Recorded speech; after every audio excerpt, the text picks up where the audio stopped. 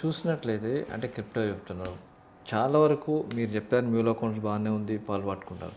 తెలిసి ఇన్వెస్ట్మెంట్ పేరుతో కూడా డబ్బులు పెట్టి మోసపోతున్నారు. వాళ్ళని ఎట్లా మీరు కట్టడి చేయగలుగుతారు?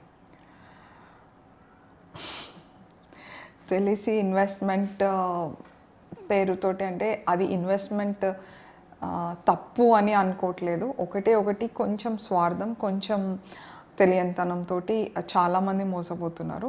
ఆ స్వార్థంకి వచ్చేసరికి డబ్బులు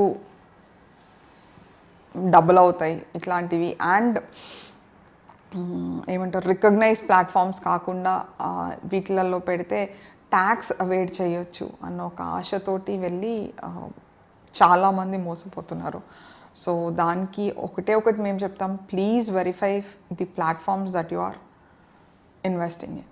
అది ఖచ్చితంగా వెరిఫై చేసుకోండి. అండ్ ఇంకొకటి, ఏ ప్లాట్ఫామ్ అయినా సరే, or even for that matter even gaming band అయినా కూడా గేమింగ్ చేస్తూ డబ్బులు పోగొట్టుకుంటూ ఉన్నారు. సో ఏదైనా సరే ఇన్వెస్ట్మెంట్ ప్లాట్ఫామ్ ఫ్రాడ్ వాళ్ళు ఏం చేస్తారంటే, ఫస్ట్ మనల్ని తీసుకెళ్ళి వాట్సాప్ ఫోన్లలోంచి, ఆ వాట్సాప్లలోంచి తీసుకెళ్ళి టెలిగ్రామ్లలోకి వేస్తారు, ఒక గ్రూప్ చేస్తారు.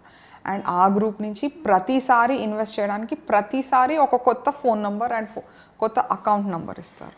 సో అది మనం ఒక బిగ్ రెడ్ ఫ్లాగ్ అనుకోవాలి. ఇప్పుడు మనము ఏదైనా రికగ్నైజ్డ్ నేషనలైజ్డ్ ప్లాట్ఫామ్స్లో కనుక మనం చేస్తే మనకు ఒక అకౌంట్ ఓపెన్ చేసి ఆ అకౌంట్లోనే ప్రతిసారి వేయమంటారు. అది మన షార్ట్ సేవింగ్ ప్లాన్స్ కానీ ఏవైనా ఇన్వెస్ట్మెంట్ ప్లాన్స్. బట్ ఈ ఫేక్ ఇన్వెస్ట్మెంట్ స్కామ్స్ అన్నీ will go in this way అనమాట. ప్రతిసారి ఒక న్యూ అకౌంట్, ప్రతిసారి ఒక న్యూ నెంబర్కి ట్రాన్స్ఫర్ చేయమంటారు. సో అది చూడంగానే అర్థం చేసుకోవాలి దట్ వాళ్ళు మోసపోతున్నారు.